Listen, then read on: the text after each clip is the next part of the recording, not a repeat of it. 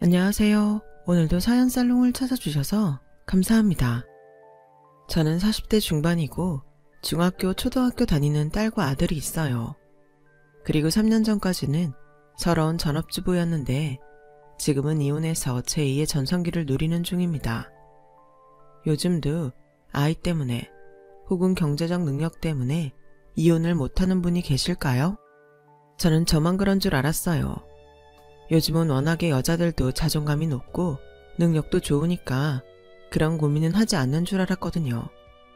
그래서 살짝 주눅이 들었던 것 같아요. 그리고 제가 좋아서 한 결혼인데 어쩌다 이렇게 됐는지 꼭 남편에게 속은 것 같은 기분이 들기도 했어요. 그래도 한때는 남편만 보면 가슴이 뛰고 설렜는데 나중에 갈라설 때는 왼수도 이런 왼수가 없더라고요. 아이들에게도 미안한 마음이 컸어요. 다른 집처럼 가족끼리 단란하고 화목한 그런 집을 못 만들어줬었으니까요.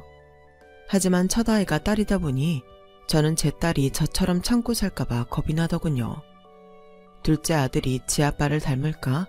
그것도 무서웠고요. 그래서 생각을 바꿨어요. 이혼 가정이어도 충분히 행복한 집이 될 수 있다고요. 그리고 지금은 그렇게 살기 위해 저는 최선을 다하면서 살고 있는데요. 제 상황이 이렇다 보니 본의 아니게 참고 사는 여자들만 보면 이혼 전도사가 되었고 그러다 한 지인의 권유로 이렇게 제 사연을 보내게 되었어요. 이혼 전도사라는 말은 그리 유쾌하진 않지만 그래도 누군가에게 용기와 희망이 될 수 있었으면 하는 마음으로 제 이야기를 해볼게요. 저는 결혼 전 학원에서 영어를 가르치던 강사였어요. 나름 그 바닥에서는 소문도 있는 강사였는데 솔직히 가르치는 일은 좋아했지만 심적으로는 많이 힘들었어요. 강사라는 직업상 늘 다른 강사와 경쟁을 해야 했고 수강생이 빠지면 바로 다음 강의에 지장을 받기 때문에 어쩌면 학생을 가르치는 일보다 그 외의 일로 스트레스를 많이 받았죠. 제가 또 대충해서는 성에 안 차는 스타일이기도 했어요. 어설프게 하느니 그냥 안 하는 그런 사람이요. 그렇다 보니 자연스럽게 결혼하고 아이 낳고 고민 끝에 일을 그만두게 되었는데요. 솔직히 아쉽지 않다면 거짓말이죠. 하지만 결혼하더니 예전 같지 않더라 하는 말을 듣게 될까봐 제 스스로 용납이 되지 않았어요.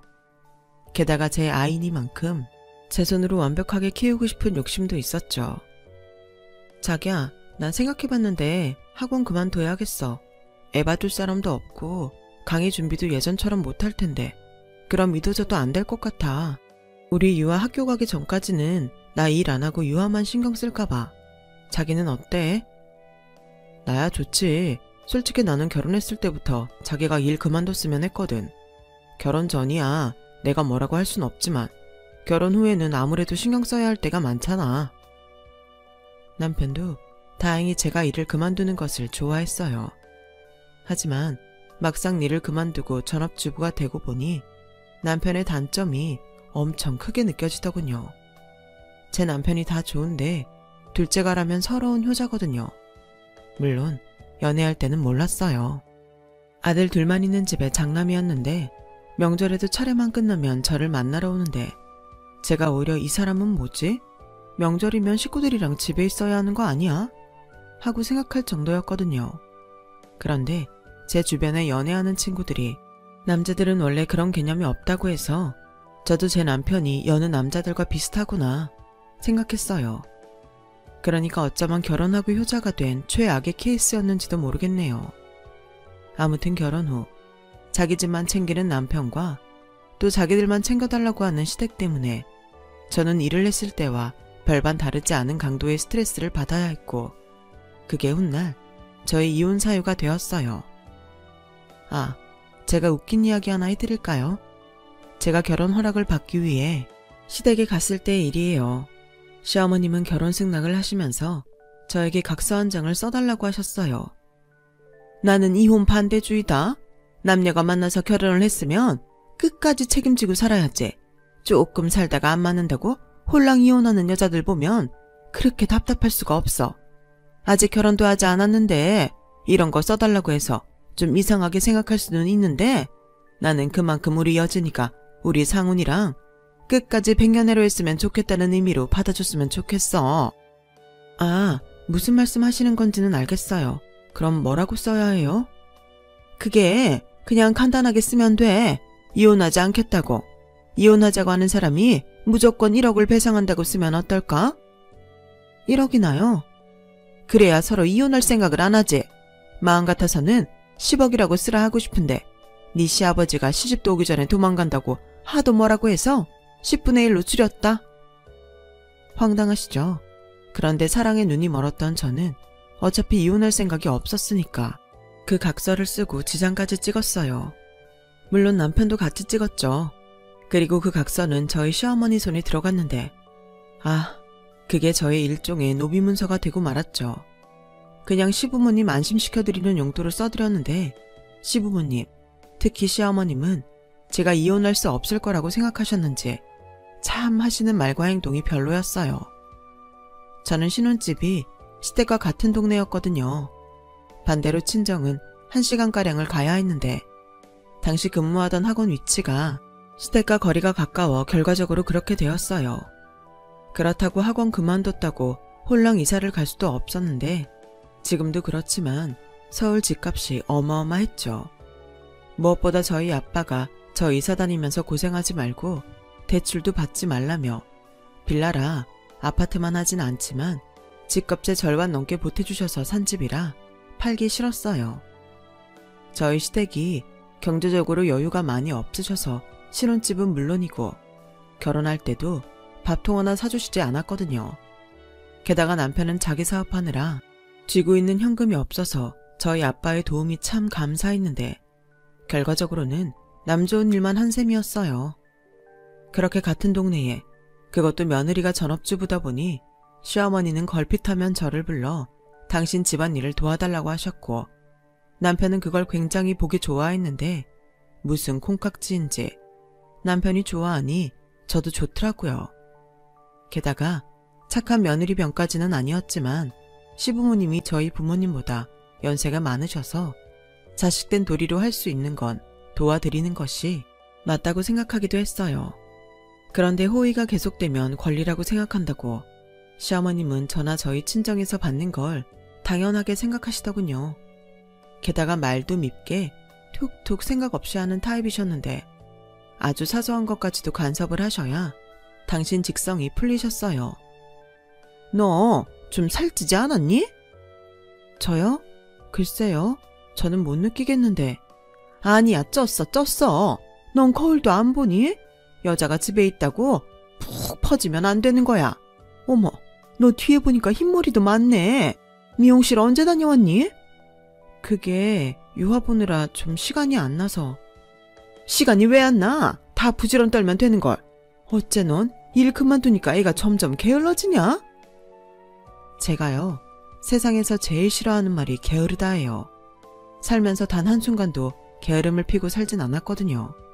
그런데 바빠서 신경 못 쓴 걸 게으르다고 하시니 솔직히 자존심이 상했죠.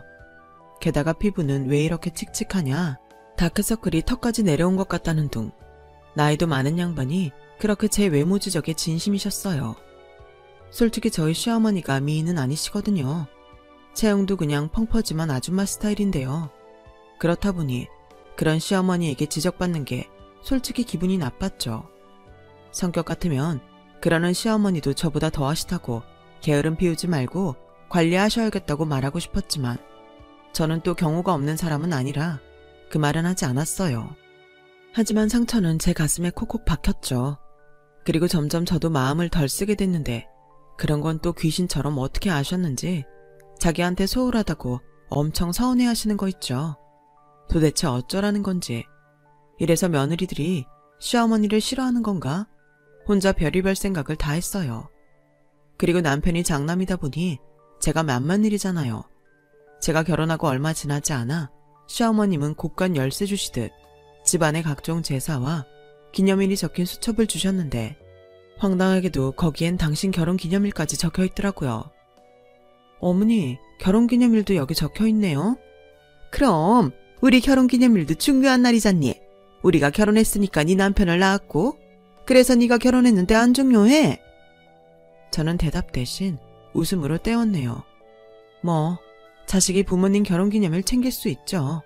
근데 며느리에게 그걸 챙겨달라니 저는 좀 이상했어요. 사실 저는 친정부모님 결혼기념일도 잘 안 챙기거든요.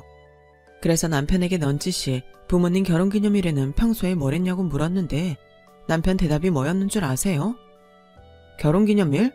그게 언젠데? 이러더군요. 태어나 한 번도 자기도 동생도 그런 날을 챙겨본 적이 없대요. 처음엔 좀 황당했는데 어떻게 생각하면 그동안 아들들한테 챙김을 받지 못해 서운해서 굳이 그날을 수첩에 적으셨나 싶어 짠한 생각도 들었어요. 그래서 까짓거 못 챙겨드릴 것도 없다고 생각했죠. 그런데요, 그 문제의 결혼기념일에 작은 사건이 벌어졌어요. 제가 친정엄마랑 통화하면서 시부모님 결혼기념일 이야기를 한 적이 있었거든요. 저도 무심한 딸이었다 싶어 서운했냐고 물었는데 저희 엄마가 그걸 기억하고 저희 시부모님 결혼기념일에 아침부터 갈비며 잡채며 음식을 싸우셨어요. 무슨 이걸 다 가져왔어. 내가 곰곰이 생각했는데 외식도 좋지만 네가 식사 한 끼 대접하는 것도 좋을 것 같아서. 외식은 다른 날에도 할 수 있잖아. 지난번에 엄마가 해준 반찬들 맛있게 드셨다며? 그야 그렇지만 엄마 힘드니까 그렇지. 힘들긴 우리 딸 점수 따는데 엄마가 뭐가 힘들어? 엄마, 언니 때문에 그러지?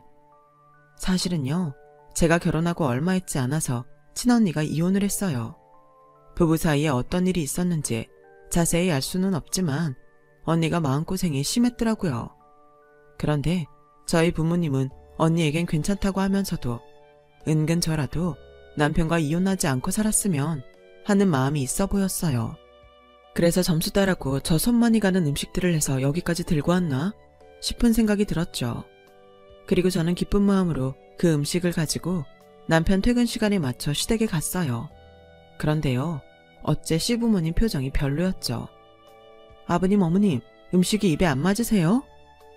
아니, 그냥 좋은 데 가서 외식이나 했으면 좋았을걸.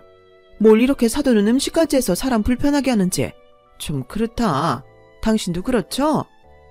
그러게, 당신은 뭐하러 며느리한테 이런 날을 챙기라고 해서 이런 상황을 만들어. 별날도 아니구만. 내가 안 사돈한테 밥을 얻어먹는 것 같잖아. 나는 그냥 좀 챙겨달라는 거였죠. 너도 참 간만 보면 센스가 없어. 네 엄마가 음식을 해다줘도 필요 없다고 했었어야지. 아니, 지난번에는 저희 엄마 음식 맛있다고 또 해달라고 해서 가져오라고 하셨잖아요. 그야, 그땐 아무 날도 아니었잖아. 그나저나 설마 이걸로 때우라는 건 아니지? 외식을 물 건너갔다 치지만 빈손은 아닐 거야. 그치? 이럴 때 보면 사람이 쓸데없이 참 솔직하셨어요. 당연히 빈손은 아니었죠. 뭘 선물하면 좋을지 몰라 남편이랑 상의해서 백화점 상품권을 준비했거든요. 하지만 솔직히 그 분위기에 저는 안 주고 싶더라고요. 그렇다고 정말 안 줄 수 있나요? 민망하게 시어머니께 뺏기듯 백화점 상품권을 드렸죠. 아마도 그날부터였던 것 같아요. 친정엄마가 음식을 해다 주셔도 절대 시댁에 가져가지 않았고 저는 더욱 계산적으로 할 도리만 하게 되었죠. 그래서인지 이 효자 아들은 자기가 더 자기 집에 신경을 쓰는 눈치였어요. 그런데요, 제가 화가 나는 건 자기 집에는 그렇게 잘하려고 노력하면서 거꾸로 저희 친정에는 그렇게 야박할 수가 없다는 거죠.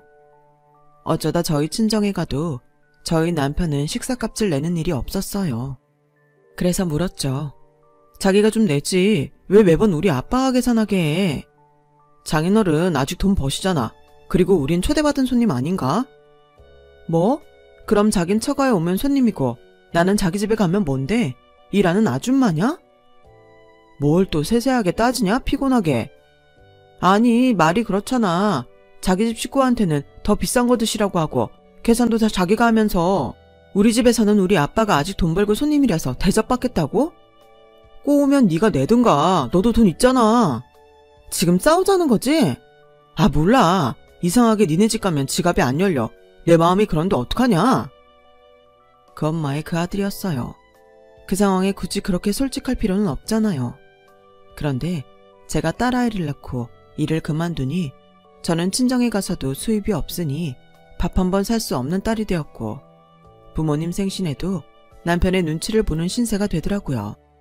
이런 것까지 생각했다면 저는 아마 절대 일을 그만두지 않았을 거예요. 저의 결심과 노력으로 딸은 잘 크고 있었지만 제 속은 썩어 문드러지고 있었죠. 거기에 더 열받는 건 시동생 부부였어요. 시동생이 저희 애가 5살이 되었을 때 결혼을 했거든요. 그런데 저희는 걸핏하면 불러가 시부모님과 식사를 하는데 시동생 내외는 불러도 오지 않는다는 거예요. 뭐 거기까지는 괜찮아요. 그럴 수 있죠. 그런데 남편이 시어머님이 원해서 비싼 음식점을 예약하면 거긴 귀신같이 참석해 홀랑 얻어먹고 사라지는데 처음 몇 번은 인지하지 못하다가 이게 계속 반복이 되는데 너무 얄밉더라고요. 형이 매번 내는데 자기들이 한 번은 살 수도 있고 그것도 어려우면 반반씩 할 수도 있잖아요. 그런데 이건 뭐 너무나 당연하게 생각하면서 자기들이 한술 더 떠 다른 음식들까지 이것저것 시키니 그냥 그것들이 꼴보기 싫었어요. 그래서 남편에게 말했죠.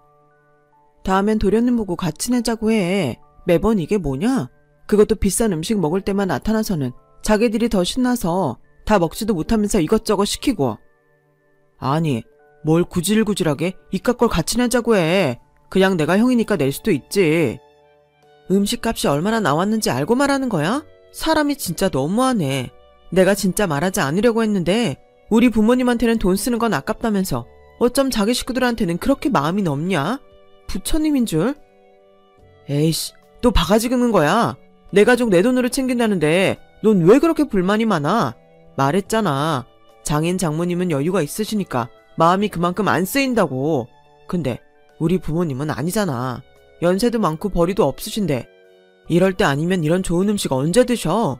넌 며느리라는 애가 자기 식구만 생각하고 이럴 때 보면 진짜 이기적이야. 저는 어이없고 화가 나서 그 뒤로 입을 꼭 다물었어요. 치사해서 더는 아무 소리 안 하고 싶었거든요. 제가 이기적이라는데 거기에 더 무슨 말을 하겠어요.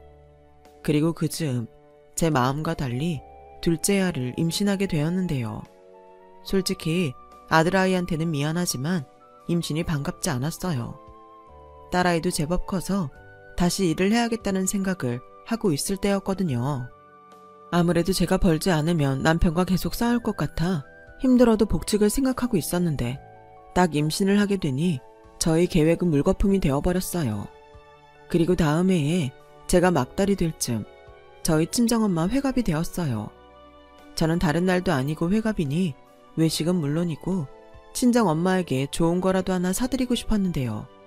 남편에게 말하면 보나마나 속 뒤집힐 말만 들을 것 같아 생활비에서 조금씩 모은 비상금으로 100만 원 조금 넘는 가방을 사드렸어요. 그러자 남편이 아주 대놓고 노발대발하더군요.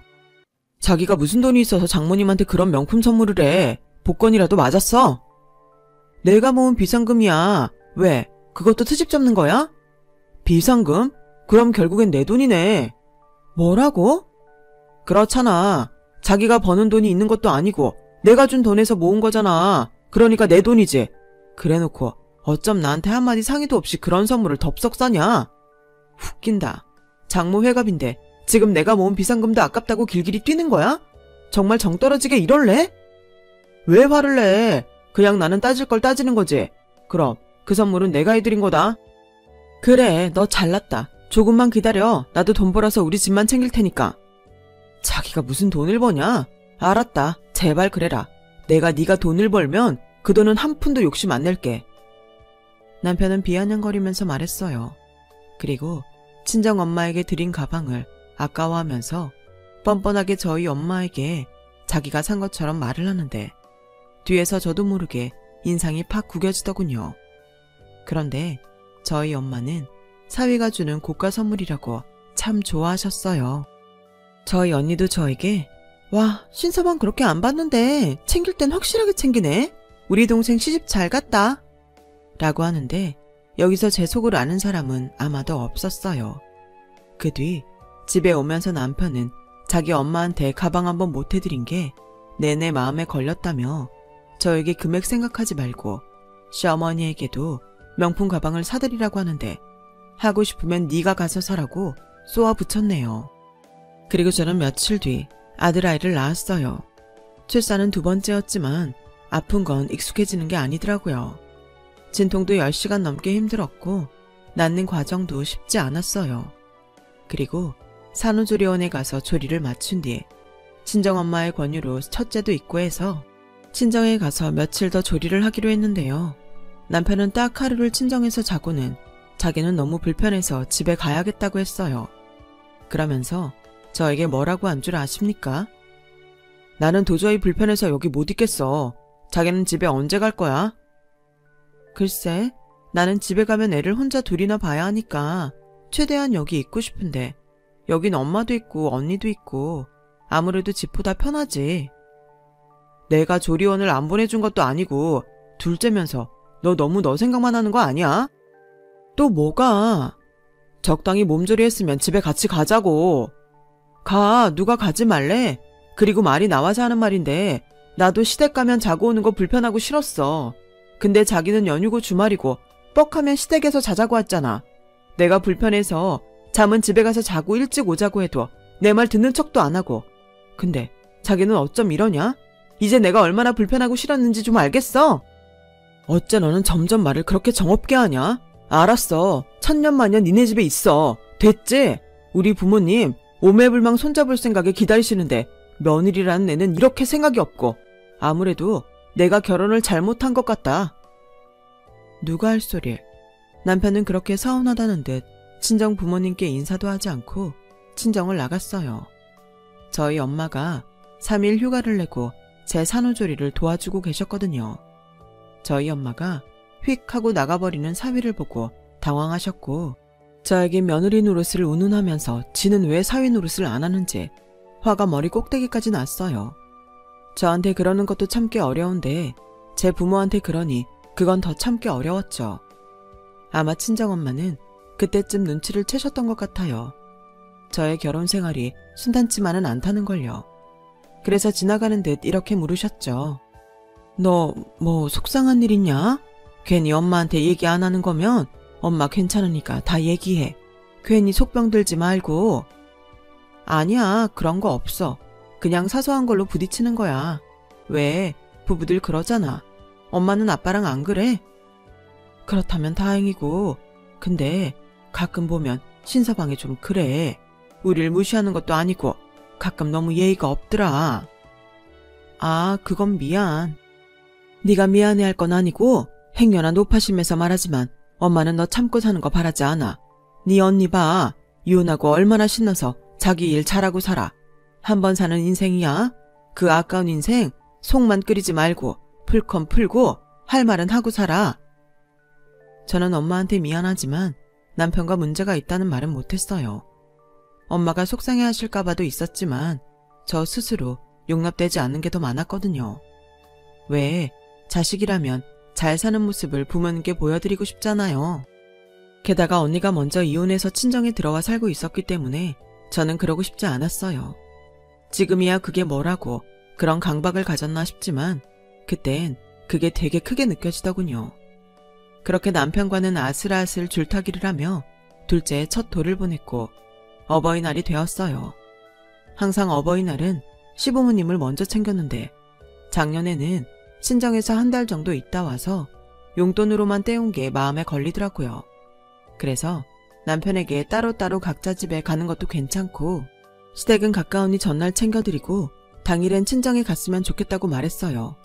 물론 남편은 정색했죠. 무슨 말이야? 어버이날이 무슨 명절이냐? 시댁 갔다 친정 가게. 그리고 따로따로 가자고? 생각이 있냐? 내가 왜 처자식 두고 집에를 혼자 가? 시끄럽고 그냥 작년처럼 처가에는 돈 10만 원 보내드리고 우리 집에 가자. 자기 좋아하는 소갈비살 사다 구워 먹으면 좋잖아. 됐어. 그럼 당일 아침에 시댁 가서 점심 먹고 저녁은 우리 집에 가. 난 여기서 더는 양보 못해. 알겠지? 저는 선전포고하듯이 말했어요. 남편도 아무 말하지 않더군요. 그래서 알아들은 줄 알았는데요. 이 남자 제 말을 무시하듯 어버이날 당일 점심부터 술을 먹기 시작하더군요. 그때 알았어요. 제 남편은 제 친정에 갈 마음이 없다는 걸요. 그래서 저도 저대로 애들을 데리고 저 혼자 택시를 타고 친정에 가기로 마음먹었네요. 그런데 시어머님이 가긴 어딜 가냐며 저녁 때 동선애가 온다고 저를 못 가게 막으셨어요.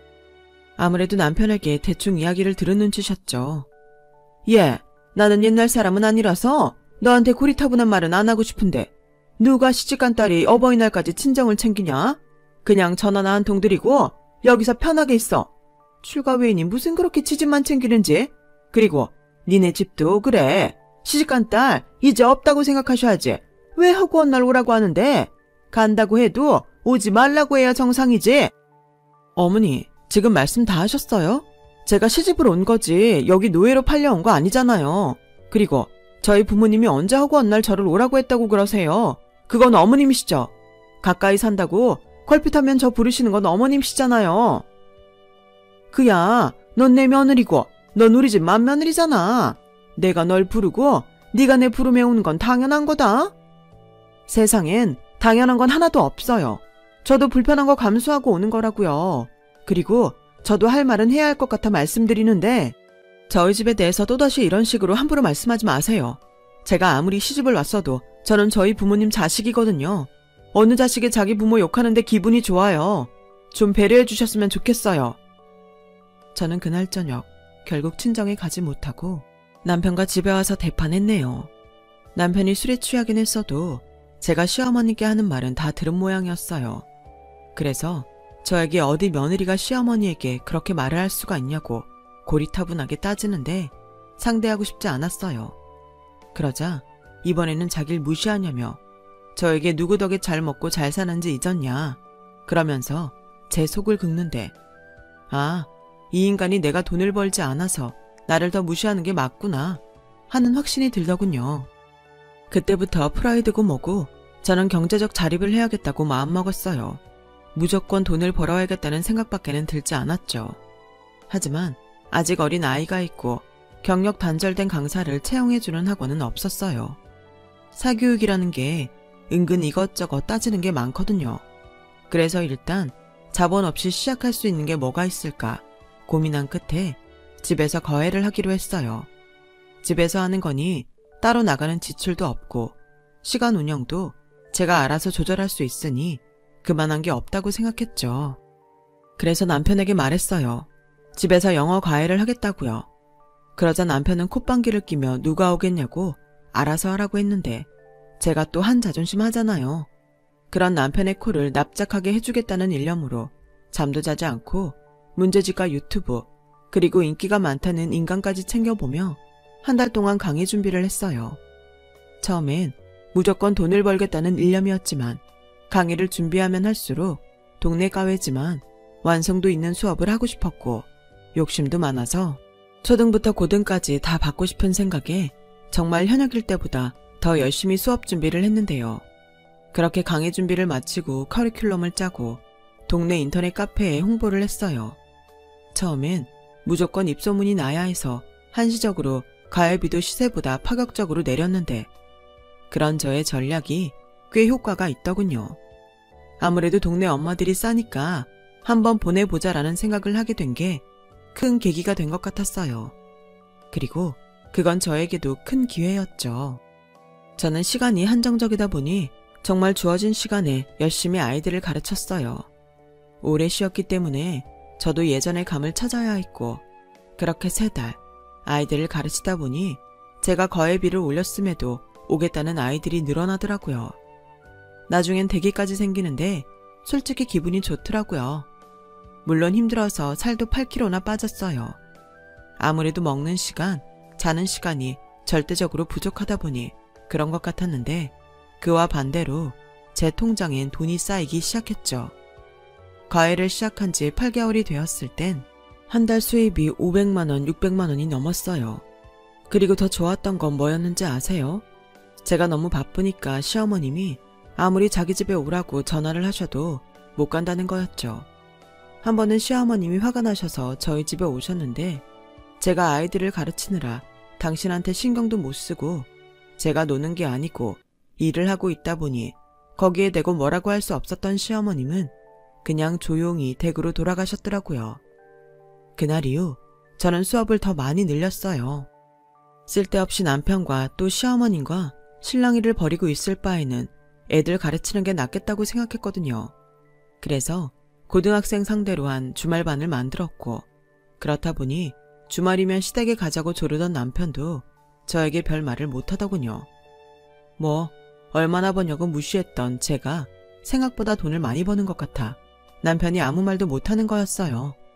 그리고 이런 표현이 맞는지 모르겠지만 그즘 남편이 하는 일도 잘 되지 않아 생활비도 못 가져오는 실정이었는데, 제가 생활비 달라는 말도 하지 않으니 자기도 혼자 캥기는 구석이 있는 모양이었죠. 하지만 시어머님은 제가 돈 번다고 자기에게 소홀히 하는 시간이 길어지니 끝내 인내심의 한계를 느끼셨고, 주말에 입시생들을 가르치고 있는데 술까지 드시고 저희 집에 쳐들어오셨어요. 네가 벌면 얼마나 번다고 이렇게 나를 무시할 수 있냐? 얼마 전에 나랑 네 시아버지 결혼기념일인 거 까먹었어? 내가 수첩에 적어줬잖아. 부자부자하니까 사람 무시하는 것도 아니고 너 정말 이럴 거야. 어머니, 술 드셨어요? 우선 제가 지금 수업 중이니까 다음에요. 참 기가 막혀서. 얘, 니들 집에 가라. 그리고 니들 엄마한테 가서 말해. 주말에는 선생이 오지 말라고 했다고. 어머니, 지금 이게 무슨 짓이세요? 너 일부러 그러는 거지? 그러는 넌 뭐 쉬는 날이 하루도 없냐? 사람이 쉬는 날이 없다는 게 말이 돼? 네, 말이 돼요. 저는 쉬는 것보다 이렇게 애들 가르치는 게 더 좋아요. 지금 수업 방해하시고 있는 거 알고 계시죠? 그이 부를 테니까 가세요. 저는 시댁에 가 있는 남편을 불렀어요. 당장 자기 엄마 데리고 가라고요. 그러자 남편도 술을 마셨는지 취해서 집에 왔는데 두 모자가 쌍으로 저희 염장을 지르더군요. 어쩔 수 없이 아이들에겐 보강 약속을 하고 그날 수업을 다 마치지 못했어요. 그리고 그 문제의 모자와 단판을 짓기로 마음먹었죠. 사실 전 그때부터 이미 마음속으로 이혼 생각을 하고 있었거든요. 자, 차근차근 따질 건 따져볼까요? 당신, 나한테 생활비 못 가져온 게 지금 몇 달치인지 알아? 왜 여기서 그 얘기가 나와? 여긴 자기가 지금 우리 집에 너무 신경을 쓰지 않는 걸 따지는 자리잖아. 웃겨? 생활비도 안 주면서 남이 돈 버는 시간까지 축내는 거야? 뭐야? 너 지금 네 남편 무시하냐? 꼴랑 집에서 부업이나 하는 주제에 벌면 얼마나 번다고. 그리고 네가 벌어서 나 10원 한 장 준 적 없잖아. 아, 그건 아까워서. 내 돈을 다시 벌어보니까 당신이나 어머님이나 시댁에 쓰기 싫더라고. 뭐야? 너 그래서 일부러 내 결혼기념일도 안 챙겼냐? 어머니, 그런 건 며느리가 아니라 옆에 있는 아들한테 말씀하세요. 왜 제가 남의 부모님 결혼기념일까지 챙겨요? 제 부모님 기념일도 안 챙기는데. 얘가 정말 원래 남자들은 그런 거 신경 못 쓰잖니? 이게 돈 좀 번다고 간땡이가 부었네? 내가 말했지? 여자가 시집 왔으면 시댁 대소사는 다 챙기는 거라고. 가뜩이 너는 맏며느리잖아. 어머니, 그 논리 아무리 생각해도 이상해요. 대우는 자식이 다 받는데 왜 귀찮고 싫은 건 제가 다 맡아야 하나요? 맏며느리가 법으로 노예는 아니잖아요. 이 사람 어머님 아버님 결혼기념일도 몰라요. 그리고 어머님은 시할머님 시할아버님 결혼기념일 다 챙기셨어요? 아니시잖아요. 이건 억지세요. 당신 지금 그게 무슨 말버릇이야? 억지라고? 왜? 내가 틀린 말 했어? 자기가 자기 부모님 기념일인데 자기가 챙겨야지.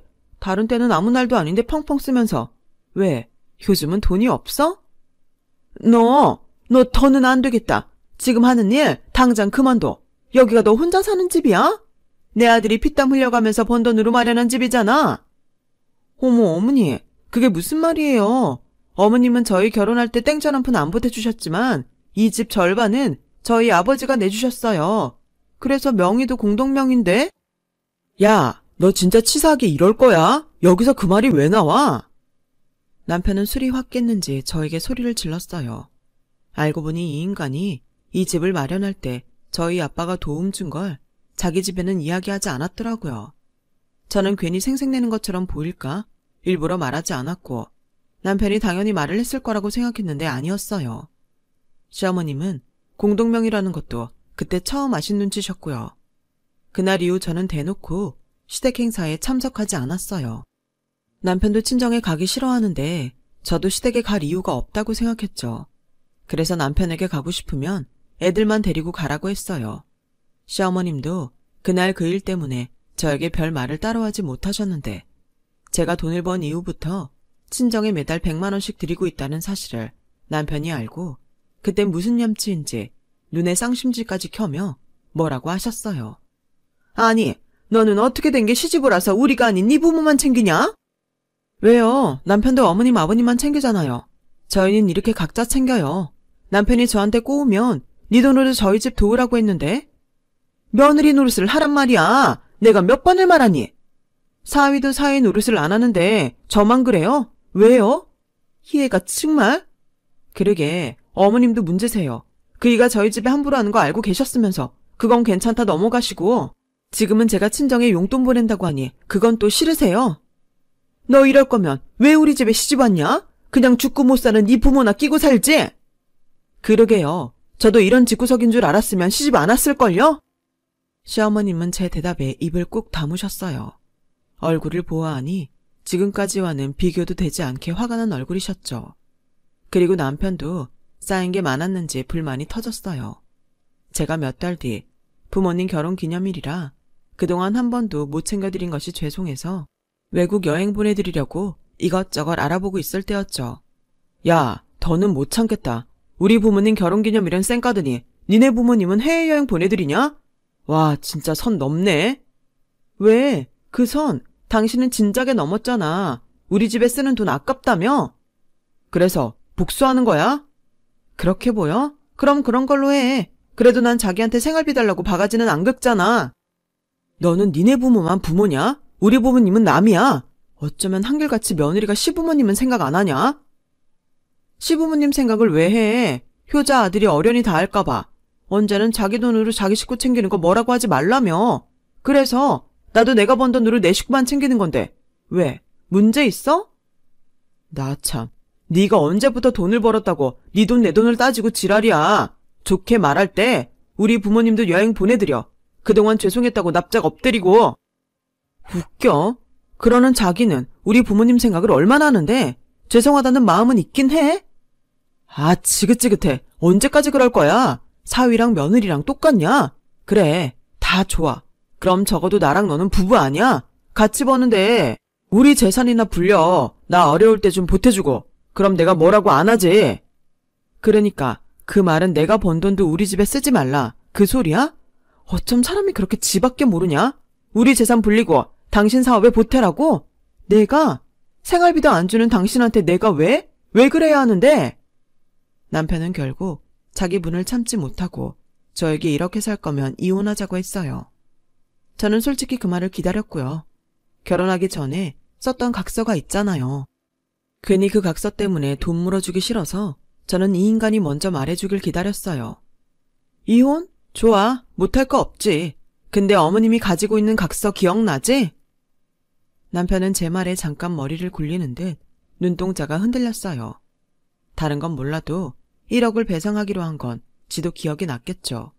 그리고는 자기가 하도 답답해서 그냥 해본 소리라고 말을 돌렸는데 하지만 저는 남편의 이혼 소리를 기다렸기 때문에 남편과 싸울 때는 꼭 핸드폰 녹음을 하고 있었어요. 그러니 말을 주워 담아봐도 담을 수 없죠.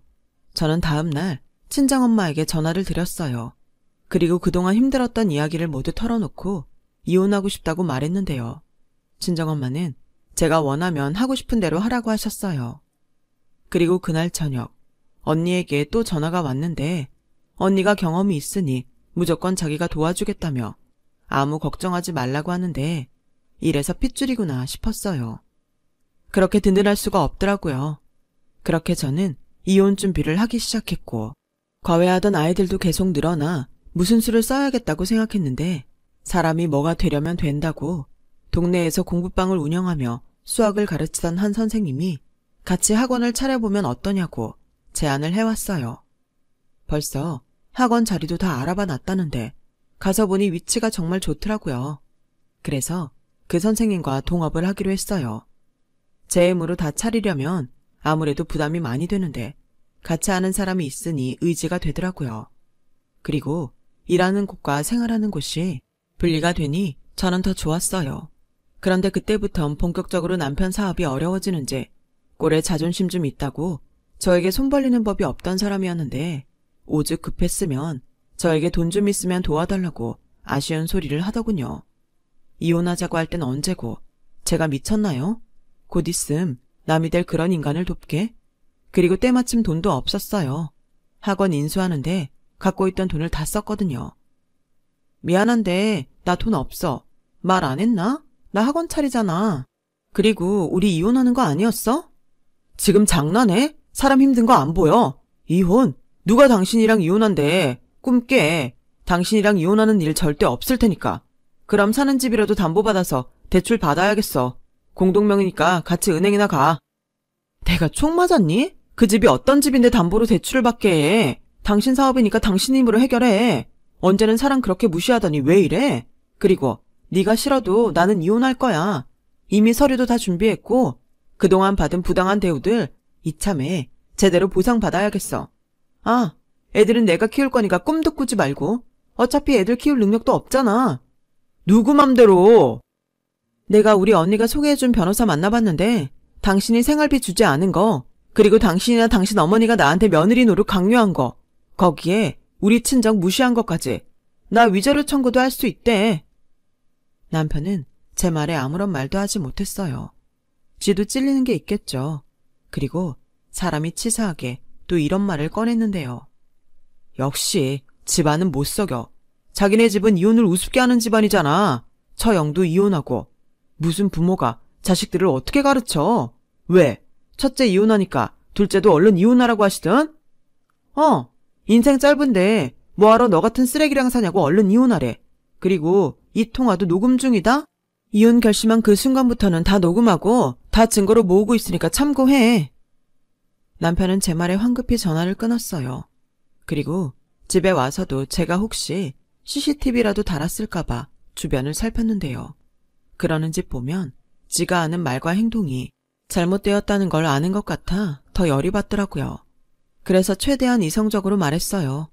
공동명의이니 집을 팔고 각자 지분에 맞게 재산 분할을 하자고요. 어차피 회사도 어려운데 돈 필요한 건 남편이니 저는 남편을 잘 설득하려 했어요.